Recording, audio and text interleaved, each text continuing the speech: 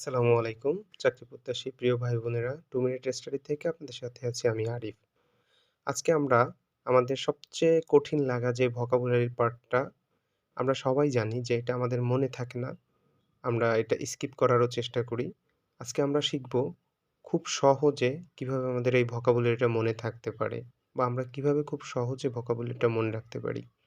আসলে আমাদের এই ভোকাবুলারি মনে রাখতে গিয়ে আমরা যদি এই টেকনিকটা অবলম্বন করি তাহলে খুব সহজেই ভোকাবুলারিটা আমরা আয়ত্তে আনতে পারি। যেমন ধরুন ভোকাবুলারির কিছু ওয়ার্ড রুট আছে।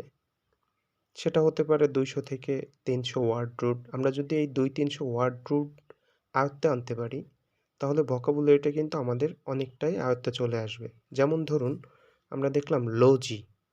লজি শব্দটা একটা ওয়ার্ড রুট যার অর্থ হচ্ছে স্টাডি। এবার আমরা যদি এই লজি দিয়ে কতগুলো ওয়ার্ড দেখি যেমন ধরুন থিওলজি, স্টাডি অফ রিলিজিয়ন অর্থাৎ থিও শব্দের অর্থ হচ্ছে রিলিজিয়ন আর লজি শব্দের অর্থ হচ্ছে স্টাডি।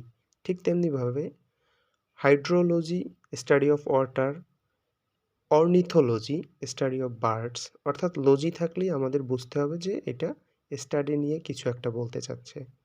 ঠিক তেমনিভাবে আমরা যদি অমনি শব্দটা দেখতে তাহলে দেখব অমনি শব্দের অর্থ হচ্ছে অল এবং এ নিয়ে কয়েকটা শব্দ আমরা দেখি। omnipotent শব্দের অর্থ হচ্ছে অল পাওয়ারফুল অর্থাৎ অমনি হচ্ছে অল আর পোটেন্ট হচ্ছে পাওয়ারফুল।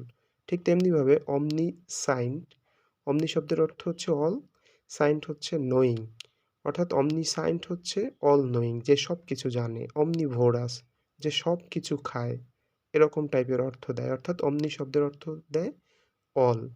এরকমভাবে আমরা ২০০ টি ওয়ার্ড রুট মনে রেখে আমরা অনেক অংশে আমাদের ভোকাবুলারিটাকে এগিয়ে নিয়ে যেতে পারি।